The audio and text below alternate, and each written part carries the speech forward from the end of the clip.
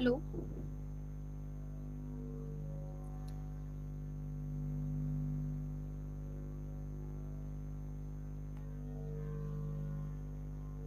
Hello. I am audible for all. Hello.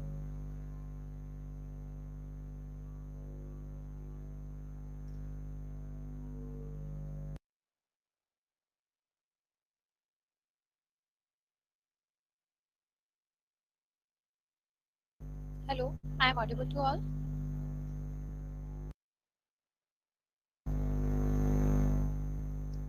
Hello. Good afternoon, Govind Gupta sir. Hello. Sir, are you audible me?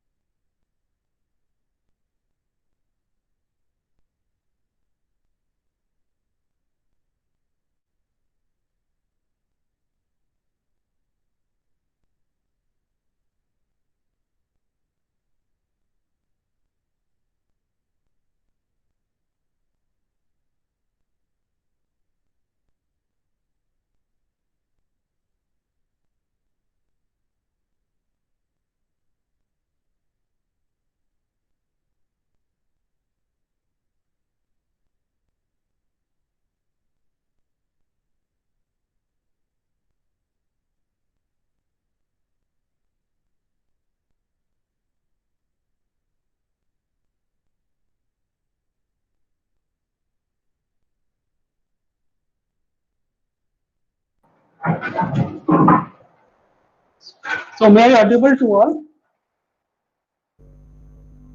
Yes, sir. You are audible. Good afternoon, sir. Afternoon.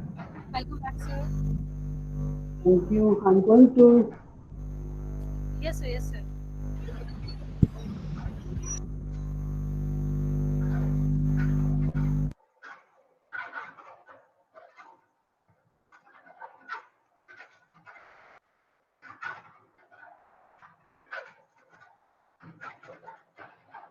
So is the PPT visible? Yes, sir. PPT is in your screen is visible for all of us.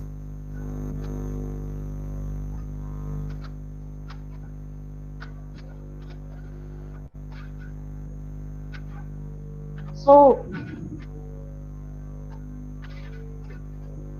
could you please mute the mic? Yes. Thank you. So welcome back. So as you know, in the blockchain network, the main concern is the secure transaction. Sorry, sir, but you are not present your screen. Okay.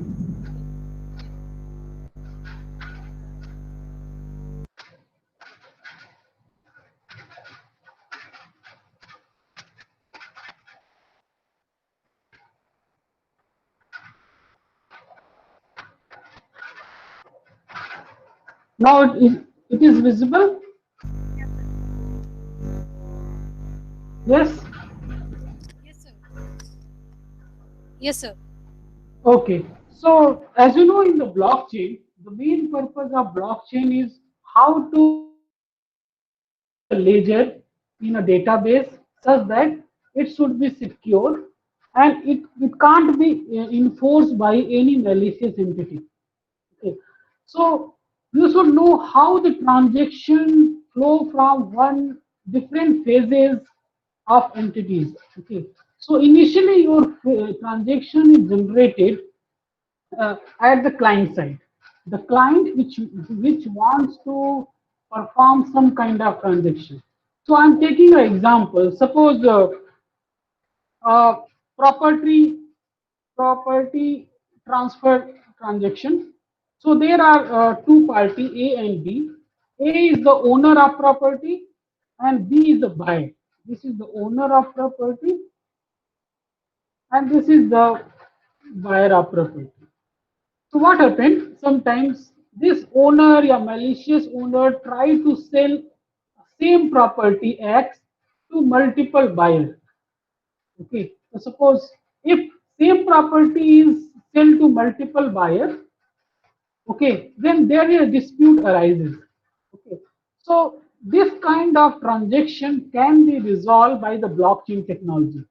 Okay. So why? Because the transaction issued by the owner and the transaction received by the receiver, okay, both maintain its own blockchain. Okay. And if suppose, oh, this owner is going to perform any kind of transaction to the buyer C, okay, before committing to the blockchain, it should verify the existing blockchain ledger information. Okay, so in this way we can prevent the forgery of selling the same property to uh, uh, multiple buyers. Okay, so here in this life cycle of a transaction, I am going to explain to different phases our transaction move in a fabric network. Okay, suppose there is a client. The client is the suppose owner of property. Okay, wants to sell his property to B. Okay, so what happens first? First, client send its transaction proposal. Okay, to peers. Okay, here peer is nothing but an indoor peer. Okay. So what happened in indoor sphere? Indoor sphere verify the identity of this client and also verify the credential of the transaction. Means this property is having a same owner or not.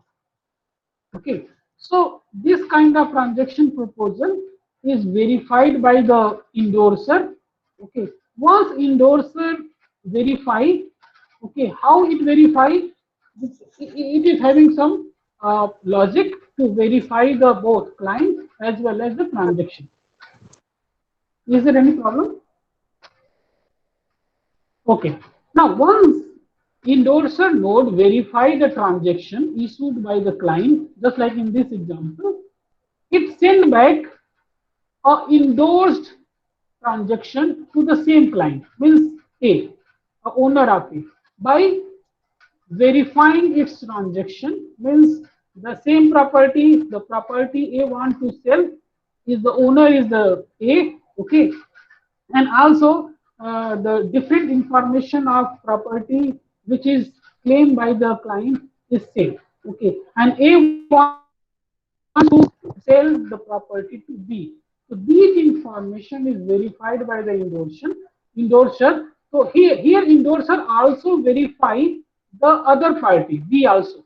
Okay, what is the identity of B? B is valid buyer or not? Okay, once gets the endorsed uh, uh, transaction, what happened? This client send uh, this transaction to orderer node. Okay, so what is the here orderer means the main purpose of orderer is to maintain the consensus. consensus among the peers. Okay. So what happened? The clients, after endorsing the transaction, sent to the orderer node.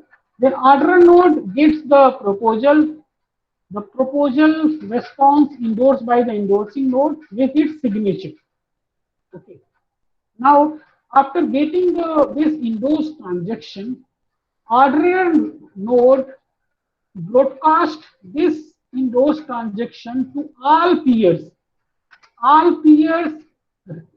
who are the past owner of a property A. Okay, all all owner of A means that is the automatic process. So maybe suppose there is some other owner of B of the same property, past owner, so their record is also available in the network. Okay, so this endorsed transaction send to all peers in order to get validity. How they get validity? By using the consensus protocol.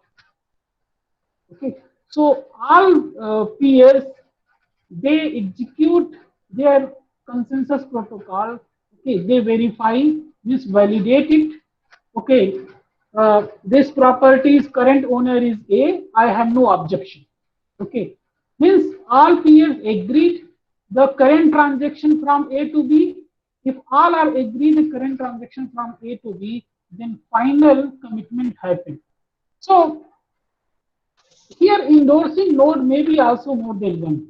Why? Because if you are going to endorse the same transaction by a single endorsing node, and if anyhow this client compromise this endorsing node, if there is a single, then there may be a possibility of forgery at this level. So that's why, in order to prevent the forgery at endorsing level, the fabric provide facilitate endorsement process by more than one endorser. So here I'm going to explain in detail.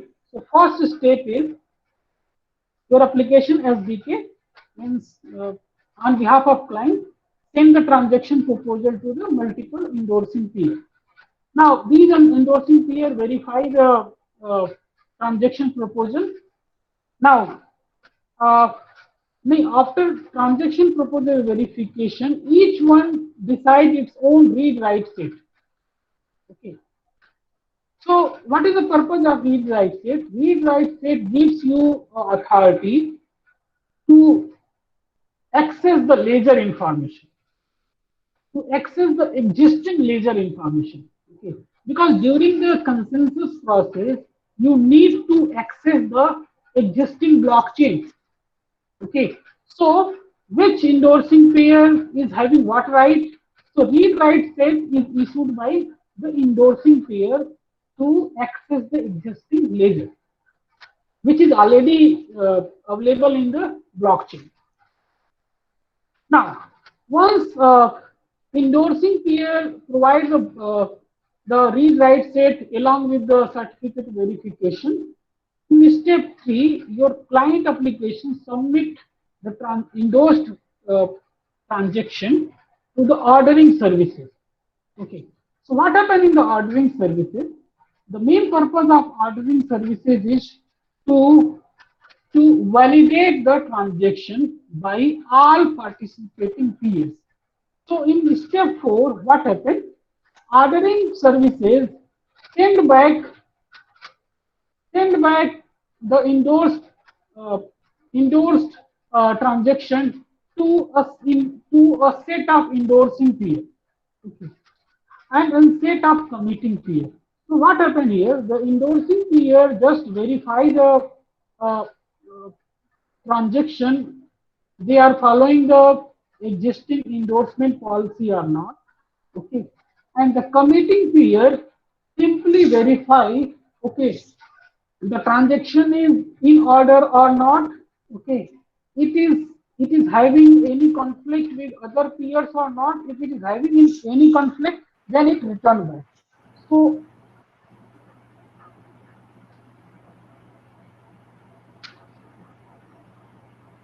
shall I proceed? Okay, then orderer send ordered transaction in a block to all committing peers. So what happened in ordering services? We execute the consensus protocol as well as the smart contract.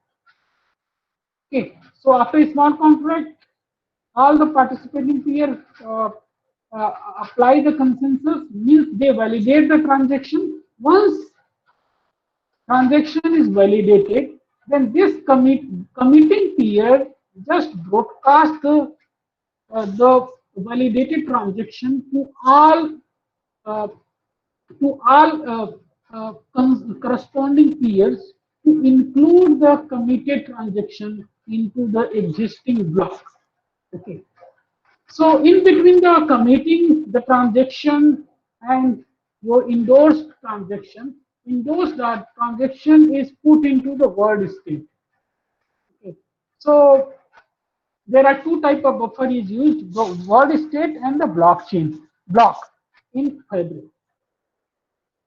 Now, in step 5, the committing peer after validation, okay, each transaction is included into the block. So what happens uh, after step 5? All the peer is should be having the identical copy of the block. Okay, and that should be ensured by the committing peer. Okay, it would after commitment, the state of block placed at each peer should be the same. Okay, then only we say the final commitment happens. ऐसा नहीं है कि only the block is updated, only the two peers, okay, and third one is waiting for the update. Okay, the all must have the identical copy of the same transaction. Then only it is included. So that's why it uses simply the gossip protocol for verifying the okay your copy is validated or not. So you may ask, okay, since all peers are not connected, they are connected only the peer-to-peer network. Okay, they are not synchronized. Okay, then how this ordering process achieve the final commitment? Okay, so in order, since the nature of peer-to-peer network is asynchronous, okay, not all peer are uh, connected all the time. Okay, when they require to connect, they need to connect.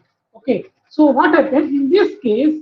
We use the message-based interaction. Okay, so some control message is designed which is broadcasted by the each peer. Okay, and tell okay I have received this kind of a transaction. I'm going to commit, and then they send the acknowledgement to each one. Okay, so each node send the acknowledgement to other peers. So in this way, we achieve the asynchronous final commitment. Okay, within the block.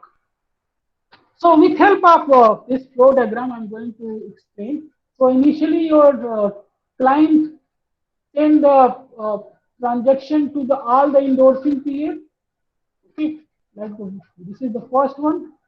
So this client send your issue transaction to all three endorsing peers, and these three are endorsing peer after verification send back send back endorse transaction to client.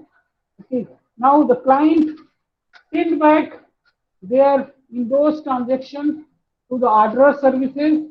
Ordering services execute the consensus smart contract and transaction protocol, consensus protocol, check the ordering of transaction.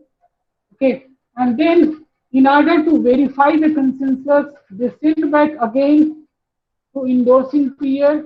Okay, is the uh, provided transaction is valid or not? They verify its read write set. Okay, once it is verified by all endorsing peers, they meet the consensus. They validate this ordering process. Then the transaction transaction to committing node. Now final commitment is done by the commitment peer, okay, and included into the existing blockchain. So this is another example of flow, same as kind of thing. So I'm going to explain some use cases of Hyperledger Fabric. Okay. So the very first example is the manufacturing supply chain. So as you know, in today's environment, okay, not a product designer, okay, design yeah, fabricate all component of a product. So suppose there is a company A, okay, and this company ABC, all these companies sell a common product. Okay, let's say product name is P. Okay, maybe there are some differences in features. Now these companies taken some their basic component of this product design from the different manufacturers, okay, through different supply. So in this scenario, there are different manufacturers of a different parts, a component of a product, okay, and suppose manufacturer M1, M2, and M3. Okay. So these are just manufacturing different components. Now there is a supplier, different supplier. These suppliers uh, buying the product, different component from the different manufacturer and supplying to the different companies. Okay. So what happens sometimes? Sometimes after assembly of the component, okay, some component become faulty. Okay. Now there is a problem.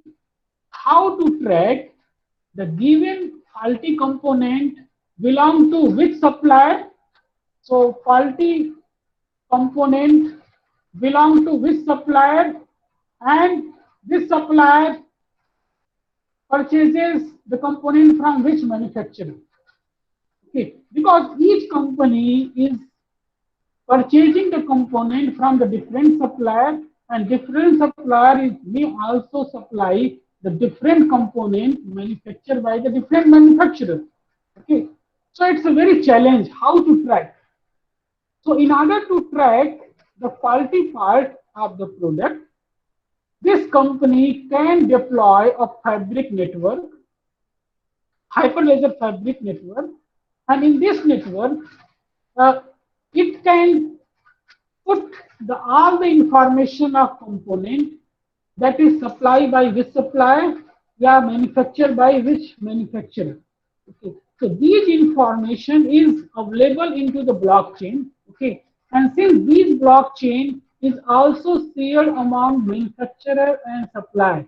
Okay, because sometimes what happened, the company claim, okay, this component is come from the supplier S2. Okay, now S2 may deny. Okay, because this company is purchasing the same component from the different supplier. So maybe S2 can deny, okay, okay, this is not belong to, this is not supplied by me. Okay, again, uh, this supplier since supplies a multiple component, okay, from same component from the multiple manufacturer, it's very difficult for us to identify the component belong to which manufacturer.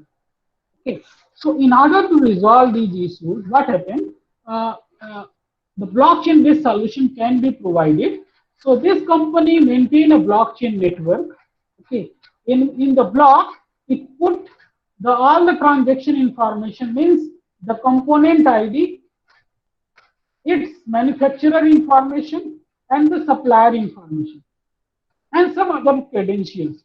So whenever any item become faulty, from the supplied product by the company can easily track which supplier supply the faulty item, and supplier also can track which manufacturer has supplied the faulty component. Okay, so this is one of the uh, uh, emerging application of the blockchain hyperledger fabric in the enterprise application. Here, there is no need of cryptocurrency, you see. For the transaction verification, each party no need to pay the incentive. Okay. Now the second example is the B2B contract. So what happens sometimes in the bidding process? Okay, in the bidding process, what happened? Some bidder compromise the uh, bidding process, okay, modifying the tender and taking the bids, okay. So what happens by using the blockchain? If all the uh, all the participating party, okay, if they are maintaining their block, okay, and whatever the bid issued by the different bidder, that is maintained by the blockchain of all peers. Okay, so suppose any bidder try to modify the bidding amount, okay, then that should be appear in other same block of the other bidder. So in this way, with help of blockchain, we can avoid the forgery of bidding process, okay, and we can allow the transparency in the bidding. Now the next example is the healthcare. Okay, so you know in there is a very challenge how to maintain electronic health record of a patient. Okay, because you know the history of historical information of patient is very valuable, and there are many companies who are investing a huge amount of money for maintaining the electronic health records of the patient.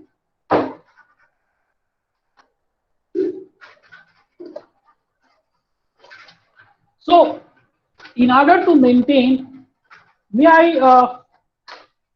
Is there any question, participant? Is there any question?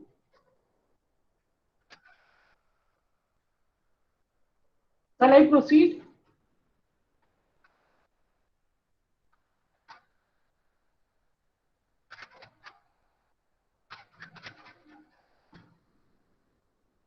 Okay. So there are in the for management of patient health record. Okay, there are 5 phases generally. Okay, the first phase is the data generation. Okay, so what happened in the data generation phase? Your patient health record is generated by either medical equipment, IoT medical equipment, okay, either some information uh, provided by the doctor by observing the patient, prescription data, okay, some historical data, and some diagnostic data.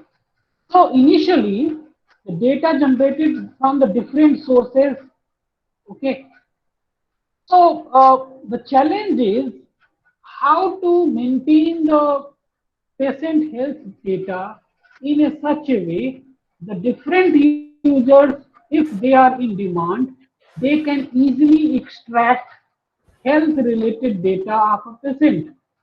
Okay, so the first challenge is how to store the different data into the blockchain, okay, and how to allow the different queries over the blockchain network by the different users of the healthcare records, because there are different users. Maybe your insurance company need to extract the patient health records. Okay, so suppose you are going to buy term insurance. Okay, so insurance company may contact to your electronic health record. Okay, try to analyze your health. Okay, and directly issue the insurance.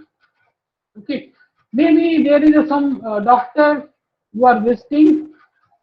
So doctor wants to access the past history of patient.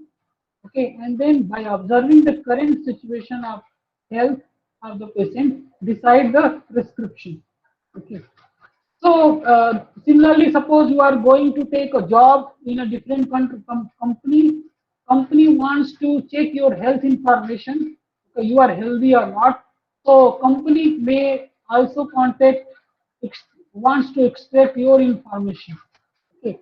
So since different user may have a different requirement of the electronic health record. Okay. So like the doctor need to access your past prescription data, okay, your past readings of the different uh, parameters of your health. Okay. Now, insurance company just want to see extract view. Okay, what different kind of disease you may suffer in the past 10 or 15 years. Okay.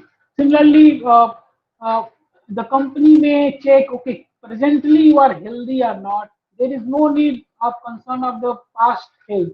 So the company just concerned about your present health scenario. Okay. So the different users, a different party have a different need. Okay. So since this is stored in a distributed ledger, okay. So how to share this distributed ledger upon the different party, allow the different transaction of accessing the information. That is the challenge. That is possible by using the blockchain. So you allow the accessing the information. Okay. So what happens? Suppose a patient may collide with the doctor, collude with the doctor, and try to forge its record. Okay. So in a traditional solution, it is possible that a patient take a forgery health information, the health certificate from the doctor, and submit to the company, yeah, submit to the insurance company, insurer.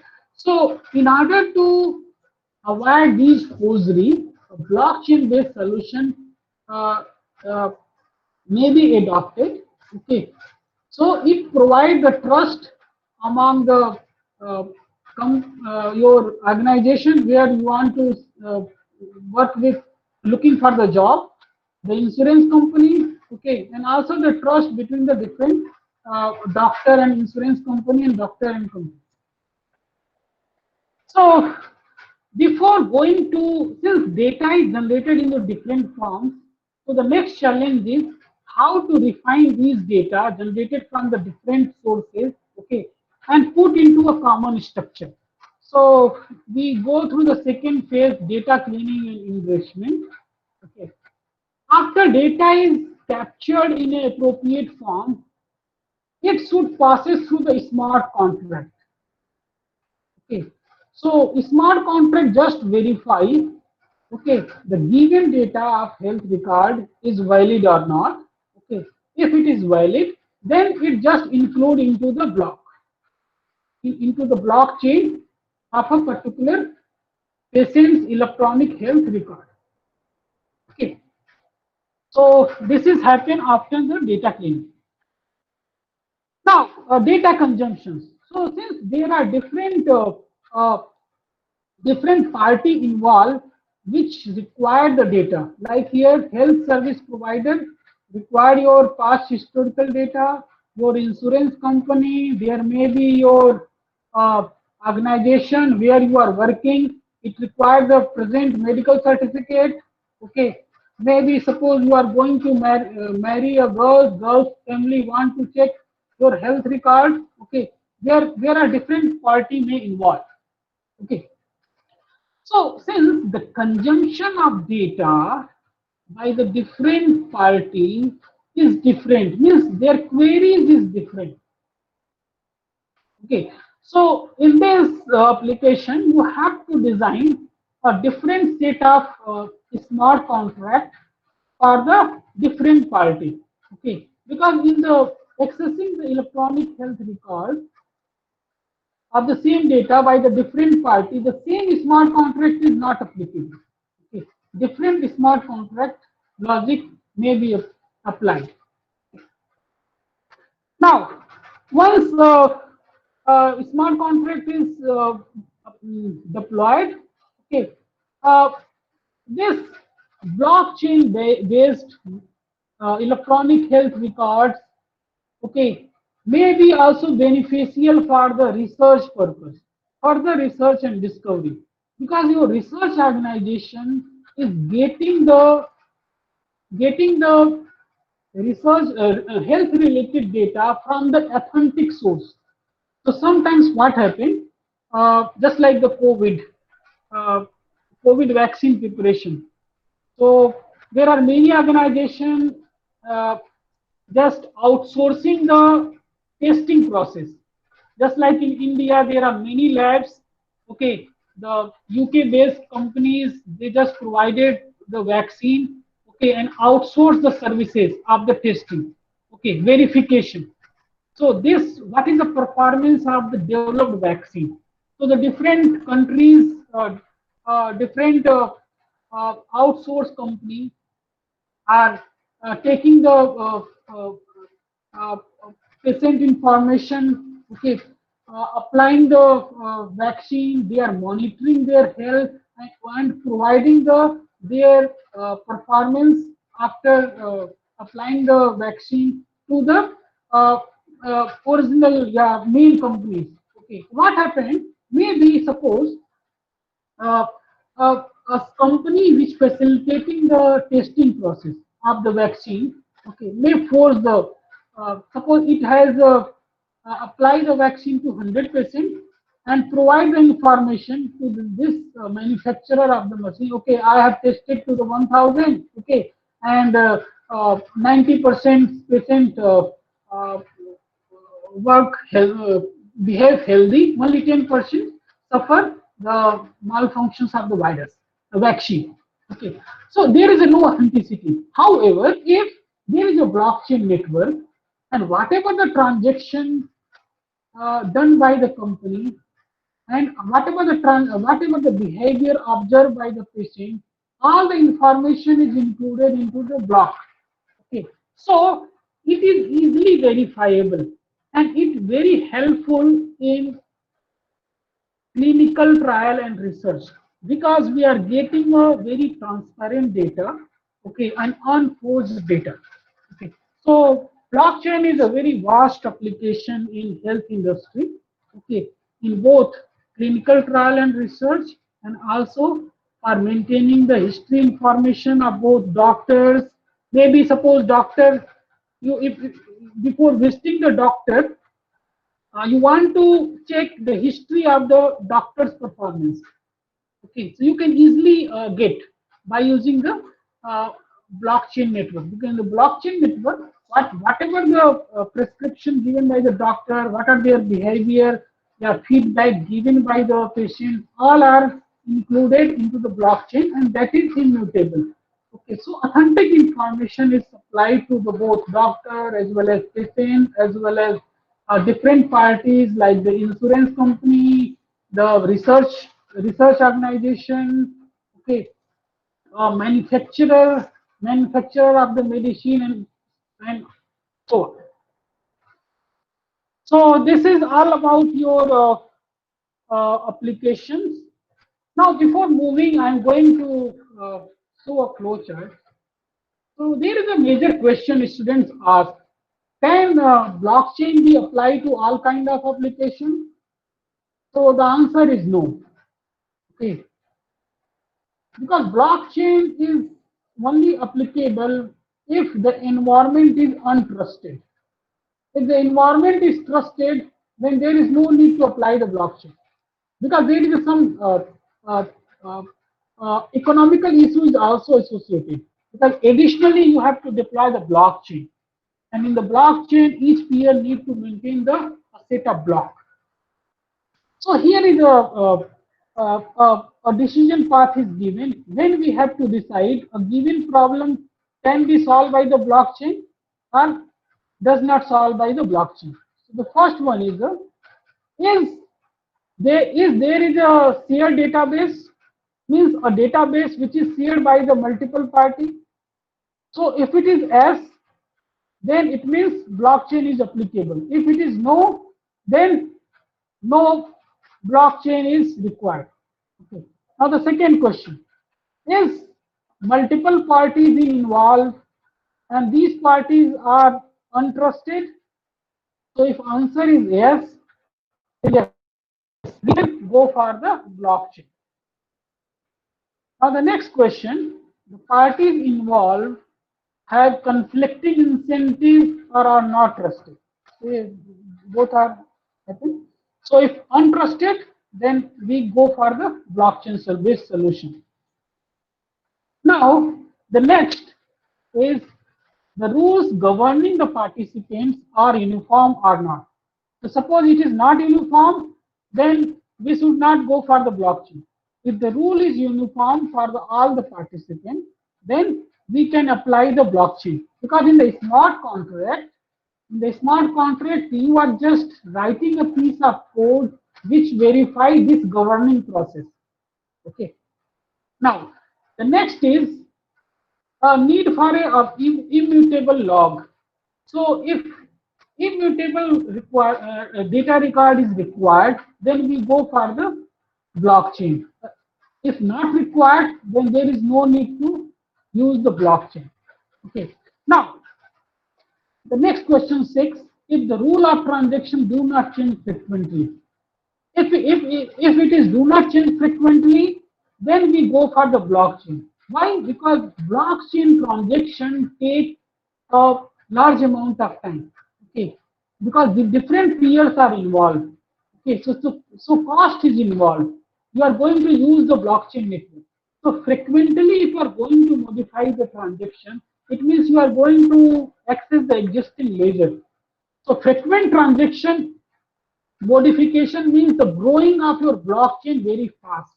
If the blockchain is going very fast, the maintaining the blockchain at each pair become complex process. So you don't go for the blockchain because your system become complex and it does not give the better performance. Okay.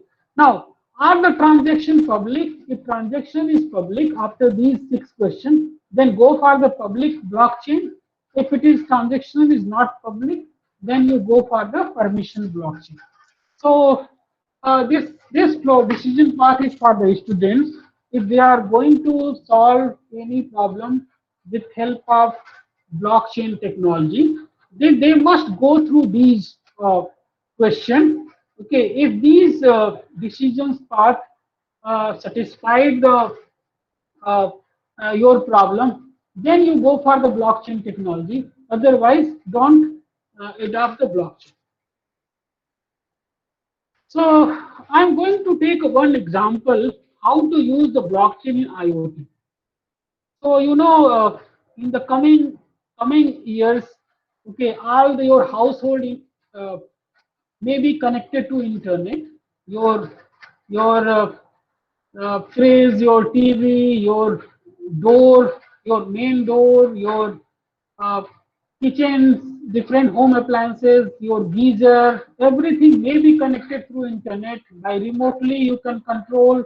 Okay, if you want hot water, you can remotely on your geyser. You can off the fridge. You can on the AC and so on. So uh, a lot of cyber attacks increases on the IoT. Okay, and it is estimated in the past 2 years it will increase by the 22%. So researchers think about the blockchain application. Okay, blockchain based security for the IoT. So there is a limitation of the IoT. The limitation of IoT is uh, resource constraints. So IoT devices has a very limited memory and computing power. So since memory and computing power is very much requirement for the blockchain transaction. Okay. So in order to realize the blockchain based IoT security, the many researcher has given the fog IoT based blockchain based solution, the cloud IoT blockchain based solution. Okay, so they integrate the fog node, either the cloud node, in order to resolve this limited memory as well as limited computing power of IoT node. Okay, so I'm going to discuss the architecture developing the blockchain based solutions, blockchain based IoT security solutions. So initially there are 4 levels of the IoT architecture. Okay, so in order to facilitate blockchain based IoT solution, there is a blockchain layer is added. So whatever data is generated by the IoT devices that move through the network layer and store over the blockchain network. So since blockchain generate a huge amount of information, yeah, sensing data.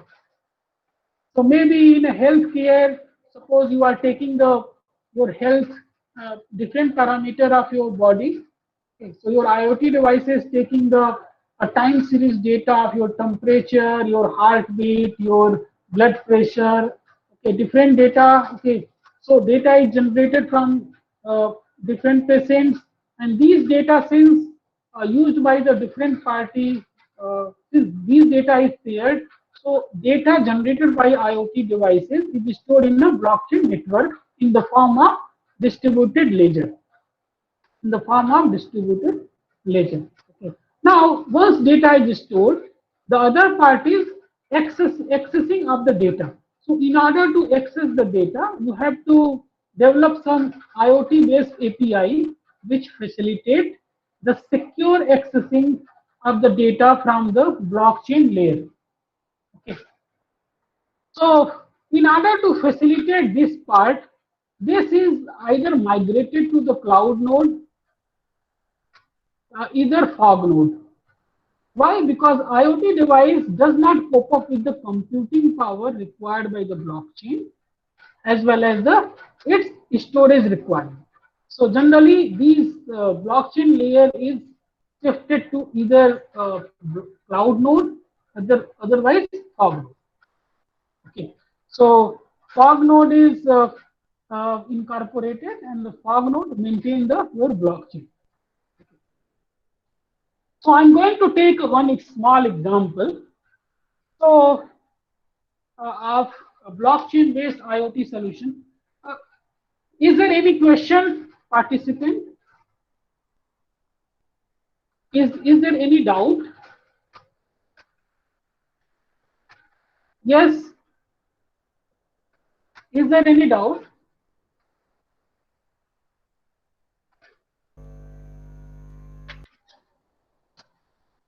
Yes. Any question?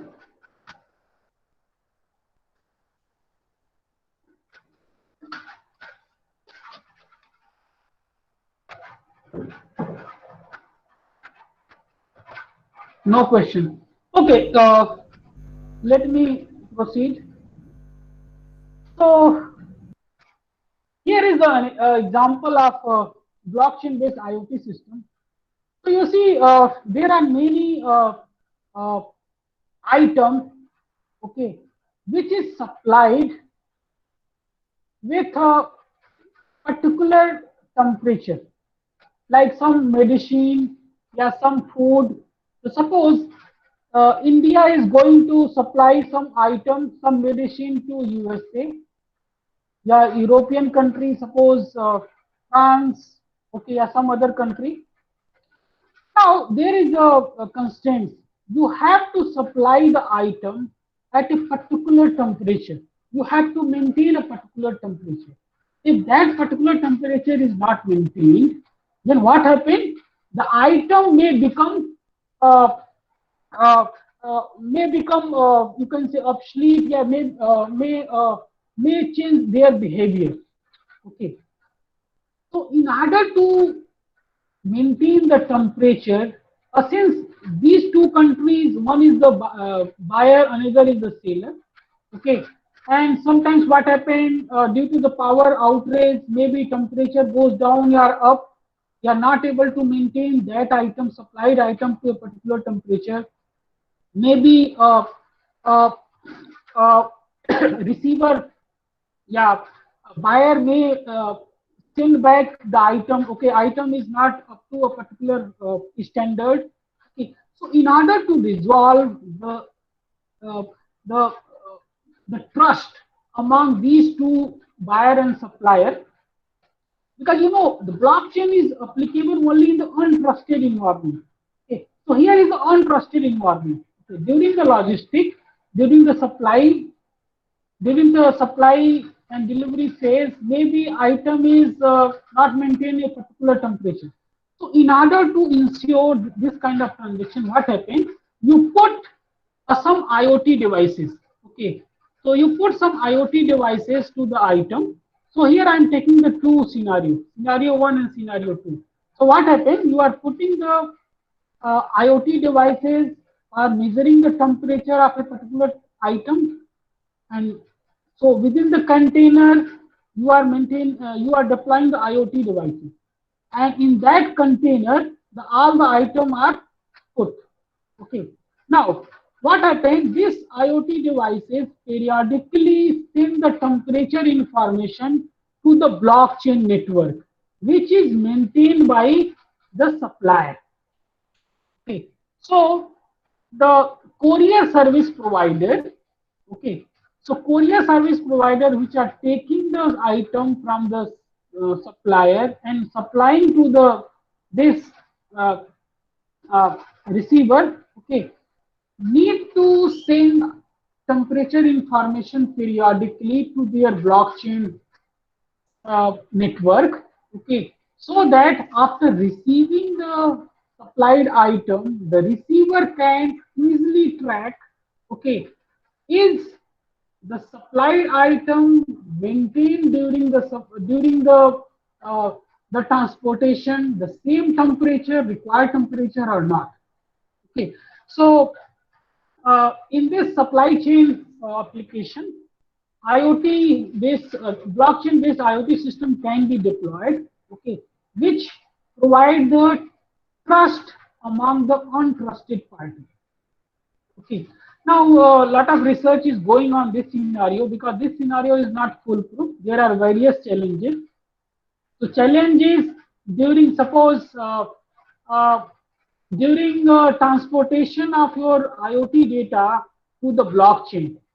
Okay. Here, maybe someone modify the data. Okay. So, there is uh, different challenges. Okay, so how to securely input the sensor data to the blockchain? Okay, so data is generated at the container, and how to securely send these data to the blockchain is a challenge. Okay, so different encryption techniques may be adopted to encrypt the data and then send with the timestamp. Okay, and also since the supplied data is very small, okay, in the bits, so there is no need to use a very complex consensus protocol. Okay, a lightweight consensus protocol need to be designed. Okay. Now, similarly, since the data is very small, you need a very lightweight validation rule. Okay, yeah, smart contract rule for verifying the transaction. Okay. So your IoT devices may be your Raspberry Pi based, okay, and can use the web application and mobile apps application. Okay, so here IoT devices is based on the Raspberry Pi 3. Now the second solution may be your IoT devices. Data can be transported by the Zigbee standard uh, or Wi-Fi or your Bluetooth communication to the gateway, and then gateway transport the data, sends data to the blockchain network. Okay, so this is the example, the case for blockchain-based solution. Okay, for IoT system in transporting the some item, sensitive item from one continent to another continent. Uh, Here is a second example, next example of IoT. So, you know, nowadays, no one going to buy the vehicles, car or bicycle or bike. They just want to uh, borrow from the owners, use it, and pay to the users. So here is one case. In this case, what happened? There is a client which uh, wants to uh, rent out, want or rent based uh, either car or bicycle or bike. Okay, and here is the owner of car or bike or some other stuff. We want to provide the rent-based different services of car, bike, okay, different stuffs, okay. Any item may happen of the household. So what happened in this application? The owner of the item who want to rent out it item to the users or consumer, it just open the account into the blockchain server, register the item, okay, and also decide, okay, what is the rate of transaction of a given item. It means, suppose he has decided, okay, 500 rupees per hour the usage of the card. Okay, so the transaction information and its rule is decided by the owner. Okay. Similarly, for the bike, suppose he has, okay, 10 rupees per hour. Okay. Now, it has also given the some restriction when this services is available and when it is not available. Okay. So all the rent out application items should be registered here. Okay. Now, these items are equipped with the IoT devices. Okay. So whenever any in order to use these devices, okay, uh, they are attached to the IoT devices, and these IoT devices is also connected to the this system via different communication technology. Like either maybe they communicate using the Bluetooth through the gateway, yeah, using the Z-Wave communication technology, or either the Zigbee communication technology. Okay. Now, suppose there is a client want to use your rent, want to take a car. Okay, so it check the different uh, uh, available services of a particular required service, like suppose car. You want to you want to take a rent based car, okay, so it check the availability.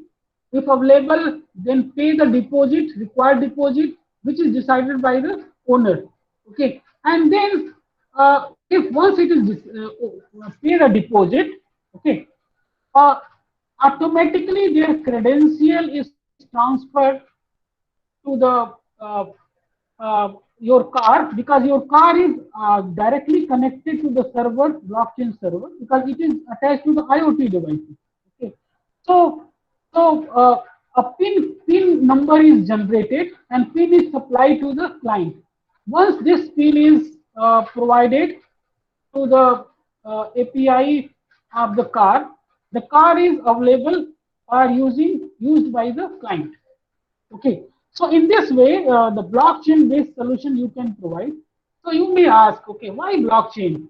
Okay, why not directly IoT? We are putting the owner sending the a PIN code to the client, their mobile, okay, and the client simply use the PIN code accessing the this. Okay. You know, both client and owner, they don't know each other. This is the untrusted environment. So what happens? Suppose client pay the rent, and may happen the owner does not send the PIN code to the client. Yeah, either client after using the 1 hour service of car, okay, never send back, return back the car, the item to the owner.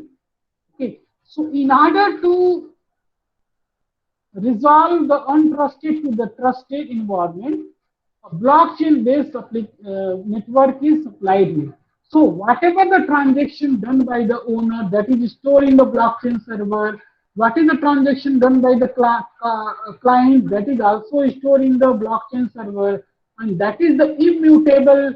No one can modify, neither the client nor the owner of the car. Okay, so if any dispute arises between the client and owner, okay, then you can easily resolve. Yep. So this is one of the example of the blockchain-based IoT solution. Okay. Is there any question, student? So these are the references. Now I'm going to start the uh, how to design the chain code. There you can say smart contract.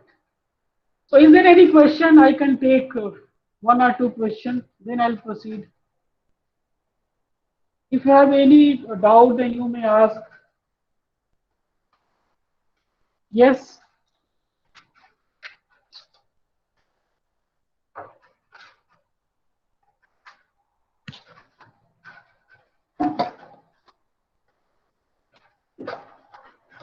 no question.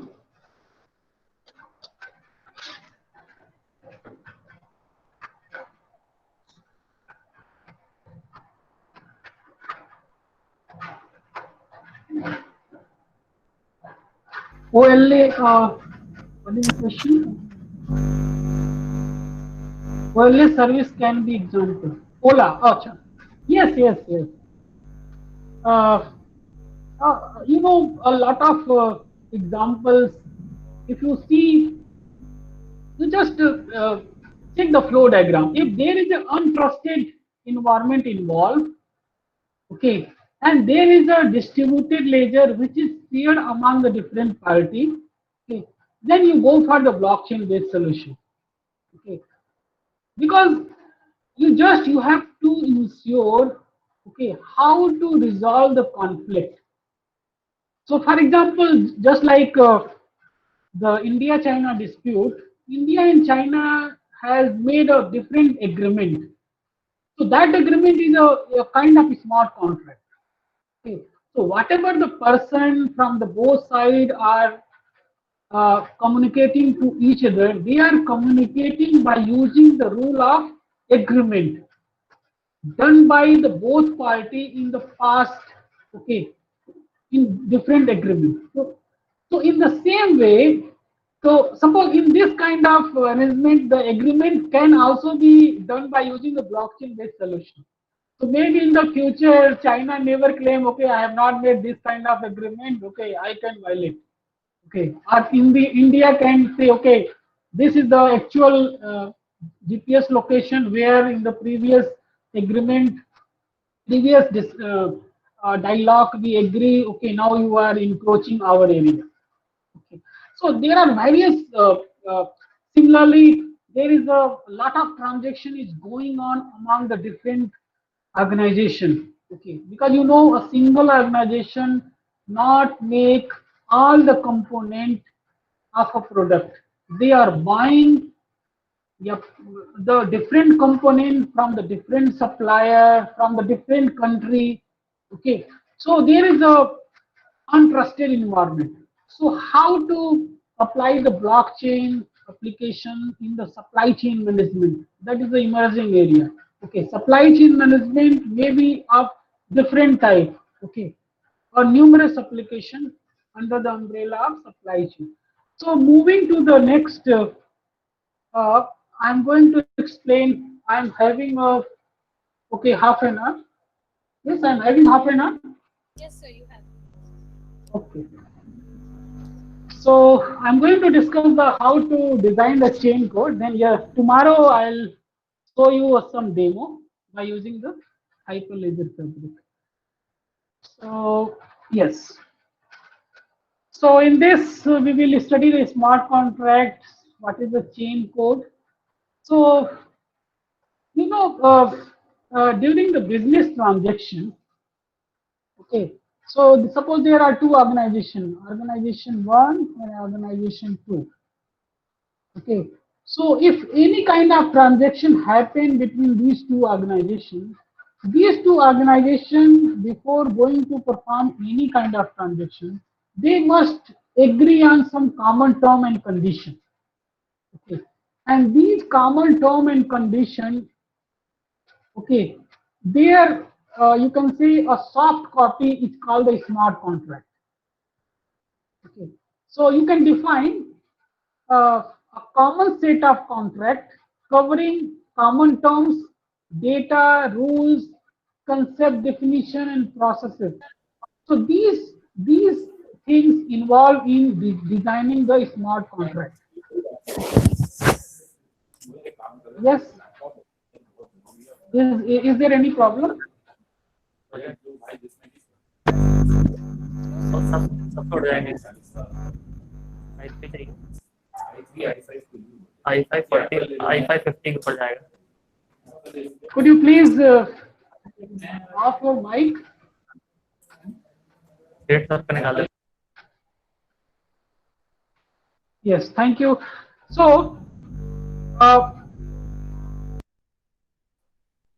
in order to provide a secure transaction between the organization, these organizations follow some rules. Okay, by using that rule, they execute their transaction. Okay, and that set of rule is defined within the smart contract. Okay, so you can say a smart contract governs all the transactions made among different parties. Okay, so it governs all the interaction between the transaction party. Okay, that is called the your smart contract.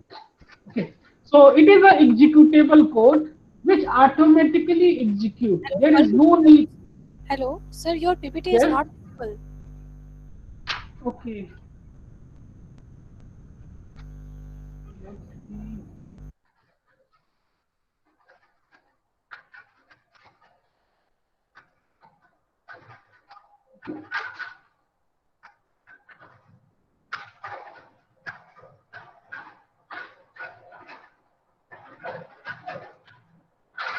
Now it is visible.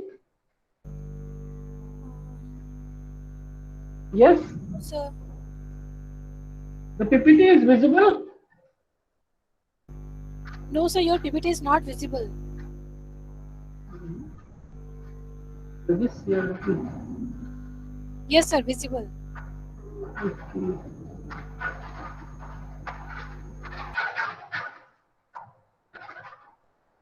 Now it is visible. Yes. Is PPT visible? Yes, sir, visible. Okay. So I'm talking about the smart contract. The smart contract is nothing but a set of rules, okay, which is uh, agreed among the different party involved in the transaction. Okay. So suppose there are two organizations, they want to perform some transaction, they must agree on some smart contract rule. Okay. So smart contract is nothing but an executable code which is having some common terms defined within the organization, data, the rules, concept, definitions, and processes. Okay, and with help of this smart contract, okay, all the interaction among the different party is done. Okay, and after application, if any application execute the smart contract, okay, after the verification of the smart contract, the generated transactions is recorded into the ledger. So you can say with help of a smart contract, we verify the transaction. Okay. So why? Because this is the common agenda, common document defined by the all transacting parties. Okay. Now here is a one example. So suppose uh, uh, there is a one buyer of a car and other is the seller of the car. Okay, so here is the seller organization and here is the buyer organization. Okay, so seller organization is selling the different cars. Okay, and the buyer organization is purchasing the car. Okay, now here I have taken only the two entities, ORG1 and ORG2. Now you see this one. This is the smart contract. The smart contract for the car. Okay. So what happened in the smart contract? The smart contract defines a set of rules. Okay. And it is this kind of a statement. And also a different functionality which facilitate the different functions of querying the ledger, transferring the information from one ledger to another, one organization to another, and updating the ledger information. Okay. So, like you see here, there are three modules is defined within this smart contract, and the name of smart contract is card. Okay. Now, what happened? This seller want a transaction, issue a transaction. They want to sell a car with car number 1, okay, to a buyer. Okay, so this transaction must be verified by the smart contract. Okay, and then transaction must be completed. So you see here, both application is having their own. They are having a piece of executable code of a smart contract. Okay, and it is executed at both level. Okay, and after execution, if smart contract verify the transaction, then that transaction is committed to the existing blockchain. So the blockchain is also maintained here at the buyer, and blockchain is also maintained at here. So why I am talking about this ownership transfer? So this is the application of ownership transfer. Ownership.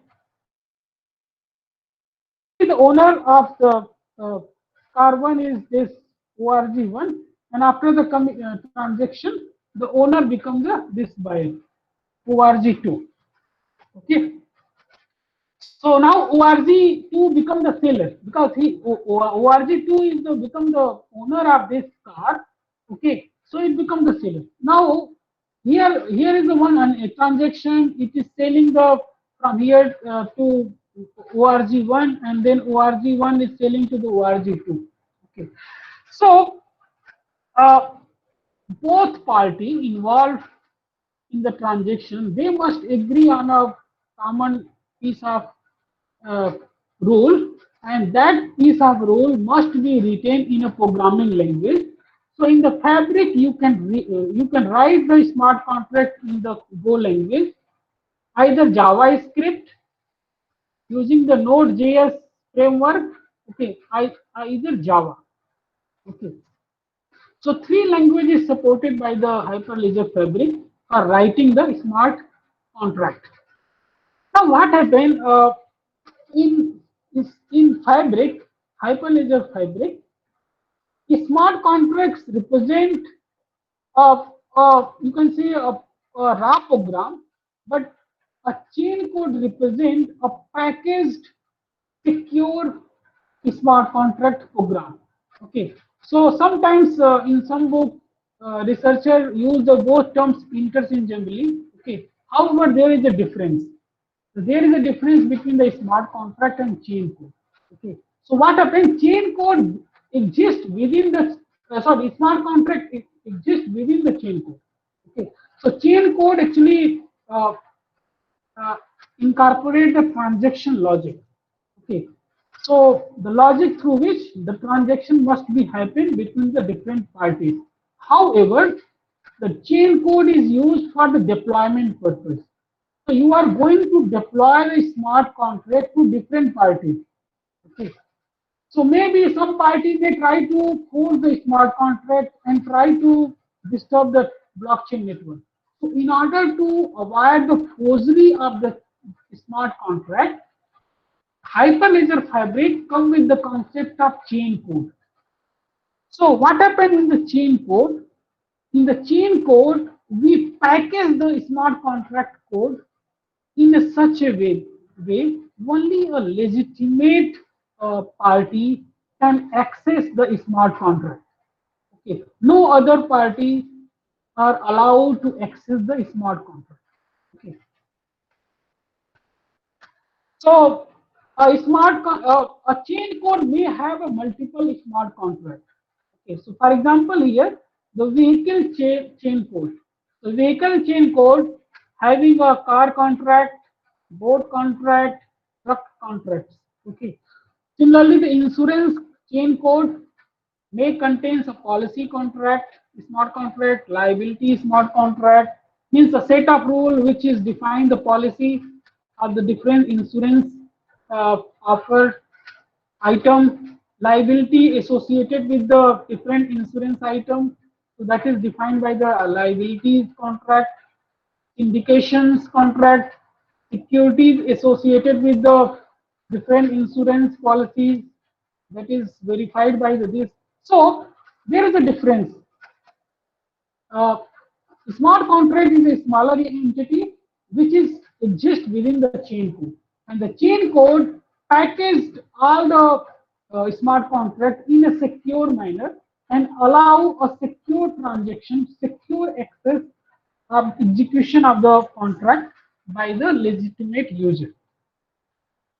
So I'm going to okay. These are the hmm. Now, in the previous lecture, I have talked about the endorsement policy. Okay. So once a transaction is proposed, it must be endorsed. Okay.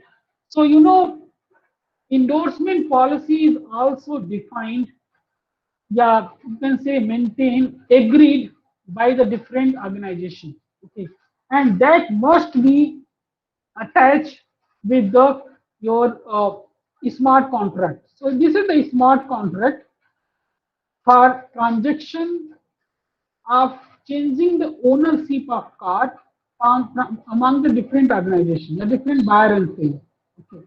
So each smart contract also having a different endorsement policy, which is defined among the different organizations. Like here, organization 1 and 2 has defined some endorsement policy, how they validate the transaction, what are the rule and regulation, okay, what are the different transaction are allowed. Okay, so you see here in this endorsement policies, you are just providing a read write set. Okay, so here you see all three information modules is accessed by the endorsement policy. Like it can query the smart contract about the uh, what is the attributes of car. Okay, by the transfer module, it can check who is the owner of the current owner of the car. Okay, by the update modules, it can update the different attributes of the car. Okay, and put into the ledger. Okay, so after endorsement, the next process is the validity of the transaction. So validity of the transaction is done uh, in this scenario, okay, by consensus, by making the consensus. So you see here what happened. So in order to maintain the consensus, the transaction is broadcasted to the all party. So you see here, transaction T3 is validated by the ORG1, and here is this T3 is also validated by the ORG2. Okay, so since T3 transaction is validated by both party by using the consensus algorithm, okay, yeah, consensus policy. So once it is validated, then you see the ownership, the transaction T3, which is associated with here, the car one, the owner is uh, ORG2, and for the car two, the owner is ORG2, both having the identical copy. You see, okay. So why both having the identical copy? Because these transaction is validated by both. However, transaction T4 is not validated. Okay. Since ordering process, committing node has given distributed the transaction or the validation to the both party, but it is not validated. So if it is not validated, then the transaction is never included into the ledger. So once it is validated, then it is available into the ledger. Okay, and both having the identical copy. Yeah. So this is the validation, valid transaction. Now the channel, concept of channel.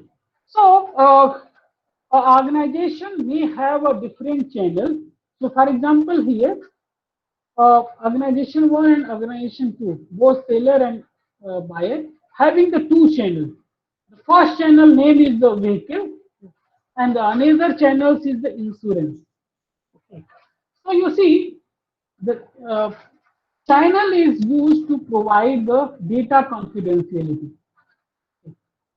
So through the different channels, a transaction may happen. Okay. So what happened here? This channel is only concerned about the transaction related to the vehicles.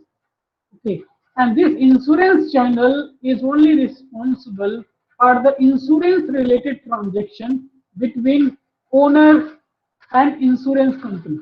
Okay. So this is the organization 3. So owner of the car, okay, want a transaction with the insurance company, so it creates a different channel, okay, and the seller are transacting the vehicles to the buyer use the different channel. Yes. So in this way, this transaction, vehicles related transaction is confidential among the ORG1 and ORG2.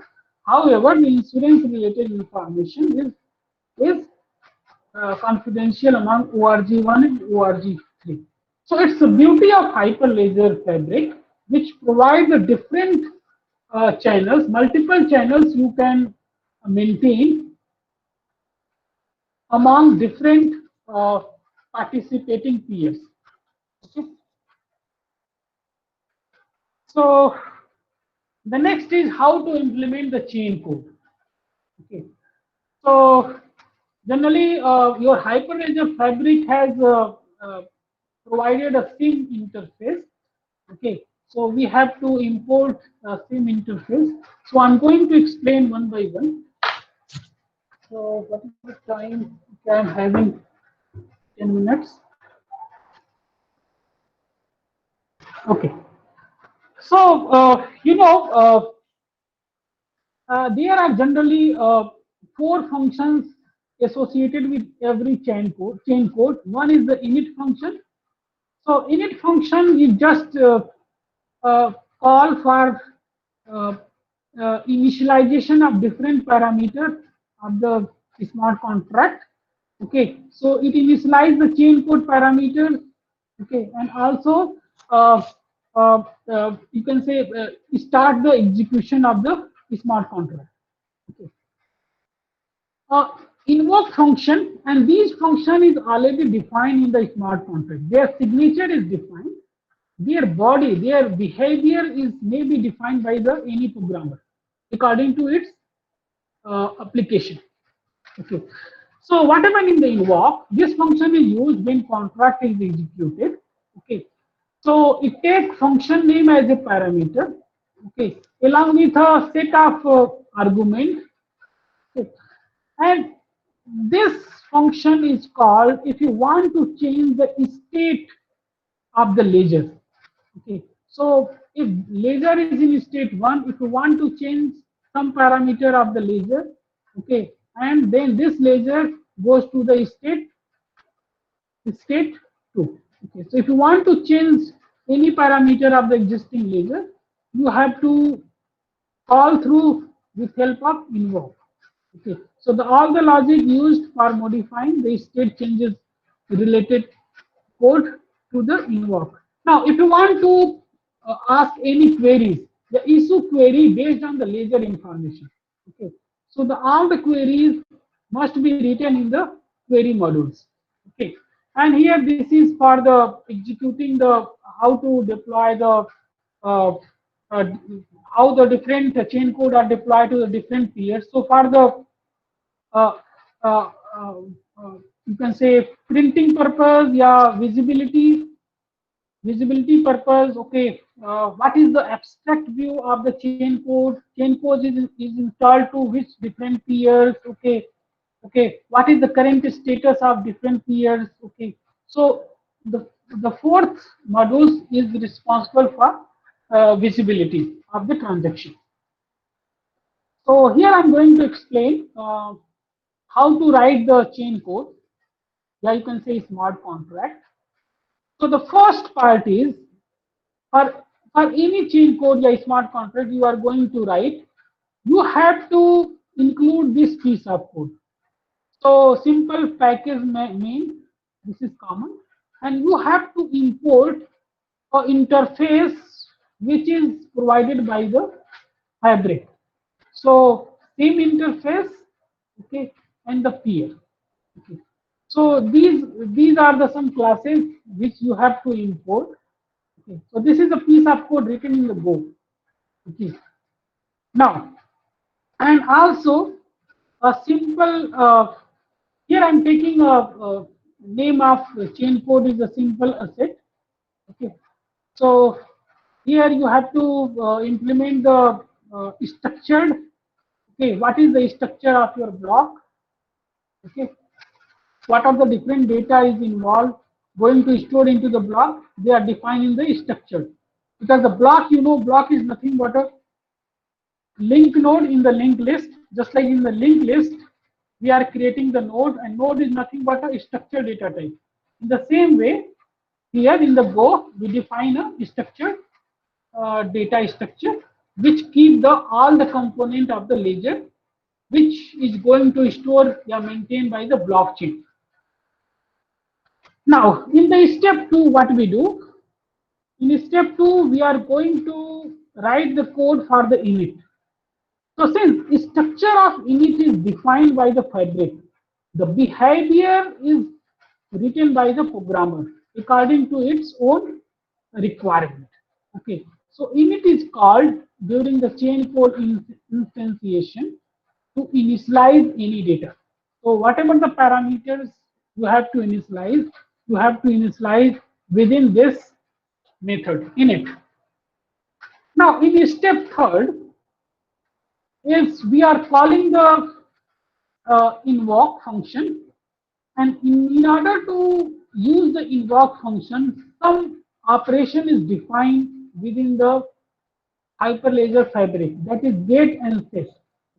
So get is used for accessing the ledger data, and set is used for updating the ledger data. Okay, so with help of get and set function, we are just going to uh, uh, write the piece of code within the invoke, just like here. Uh, we are calling the get function and parameter by using the stub, and this stub is nothing but an object, okay, of this type, and the signature of this is already defined within the Hyperledger Fabric. Now, in step 4, what happened?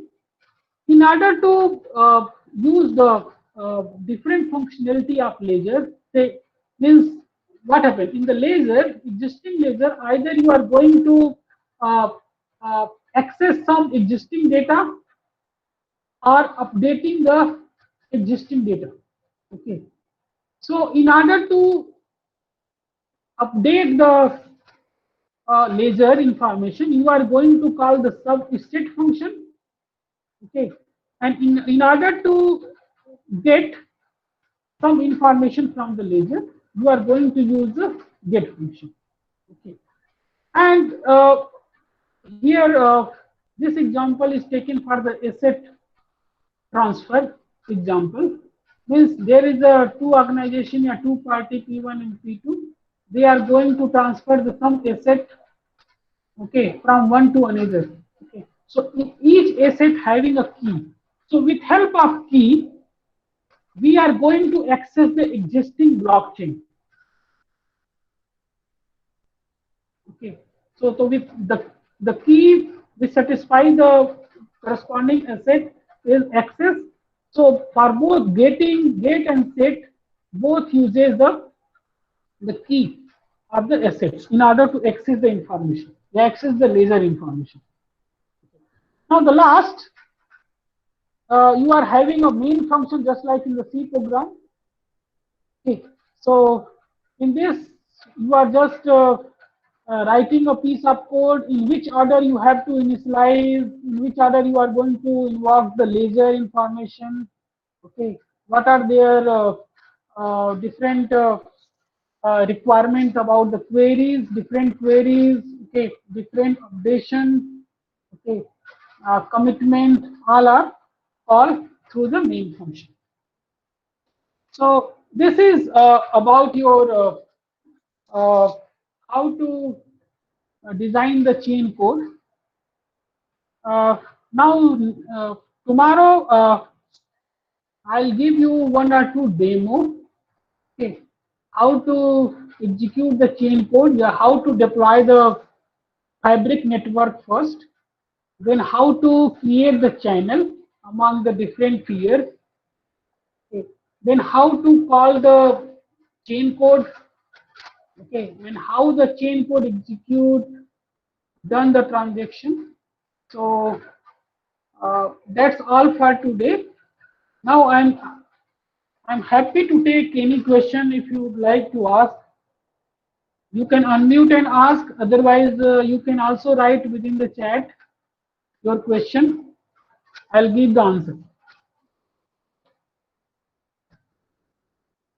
Yes, participant. Is there any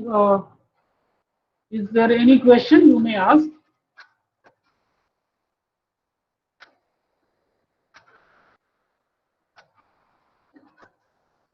This is a very emerging area. Okay. In December 2015, the thought is coming for development of Hyperledger project, and in 2017 June, Hyperledger Fabric was commercially deployed by IBM. Okay, so still many functionalities added. Okay, so as a BTech project or MTech project, you can write a small piece of a smart contract with help of Fabric. Okay, you can test and you can, yes, why should we don't create chain in Ethereum? Uh, in Ethereum, we also create the blockchain. Okay, but actually Ethereum is designed for the different purpose. Ethereum is designed for public blockchain. Okay, first of all, other is there is a cryptocurrency involved in the transaction for the Ethereum blockchain network. So all the peers who are going to validate the transaction should be provided some incentive, okay, in the form of cryptocurrency. And the name of cryptocurrency in the Ethereum is gas. Okay. So Ethereum is generally designed for the payment purpose. Okay. So you are going to transfer money from one organization to another, yeah, from one country to another. Okay. Just like the Bitcoin. Okay. And it is for the public blockchain. Okay. However, the Hyperledger fabric is designed for enterprise blockchain. There is no need of cryptocurrency. All the transaction is confidential to a particular organization. Okay, so there is no need to pay the incentive to all the peers who are going to provide the consensus, yeah, help in the mining process. Okay, yeah, maintaining the blockchain at their own end. Okay, because all the employees belong to the organization. Organization is paying, okay, monthly, in a form of package. Yes. So the objective of Ethereum and Bitcoin is different. Objective of Hyperledger Fabric is different. And in coming year, it is believed that uh, uh, a huge market for the enterprise blockchain. And as a CSIT professional, you should focus on the enterprise blockchain because all the companies is focusing on the enterprise blockchain. They are providing the solutions for the different enterprises, different the government agencies. Okay. Uh, is which proof of work algorithm we can use in IoT? uh, here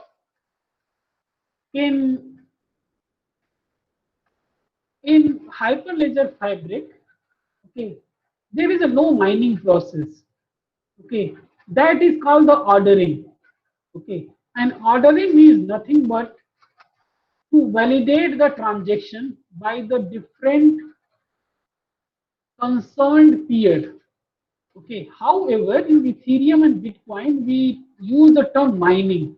Why? Because any peers, okay, can participate in the mining process.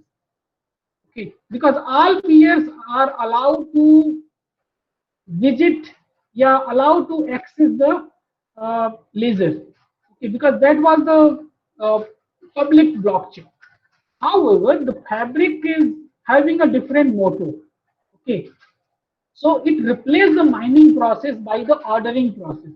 So for the ordering process, we use the Solo, okay, either the Kafka, okay, either the you can say uh, simplified fault tolerant protocol consensus.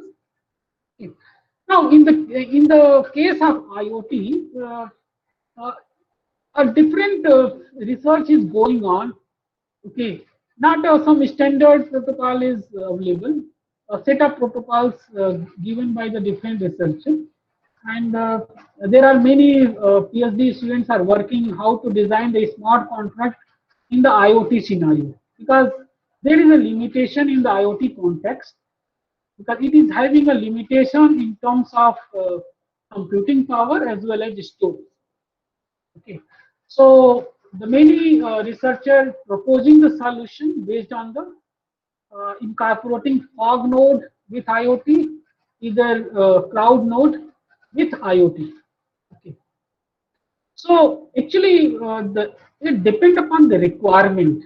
Okay, what kind of requirement is is for your proposed problem, which you are going to solve with help of blockchain concept. Okay. So uh, here, not exactly the proof of work is used here. We use the Kafka type or a solo kind of proof of work, that is called the ordering process here. The name is ordering. Yes. Any other questions, then? Participant? Thank you very much for Thank you, having sir. the. Thank you, sir. Thank you. I think all of the clear the all doubts. Thank you, sir, for imparting your knowledge to all of us, and thanks to all that you all listen to our guests so well. Thanks for all. Thank you. Thanks for your participants' patience also, because speaking one way from first 2 and 3 hours, and you are listening without disturbing Thank you, sir. online words, it's a great achievement. So thanks to all. Thanks to organization. We will meet tomorrow. Okay. Ji, sir. So thank you. Thanks to all. Thank you. Now listen to all. Please fill the feedback form in a WhatsApp group. We'll provide soon. Okay, sir. Thank you. Thank you all of you. Nice day.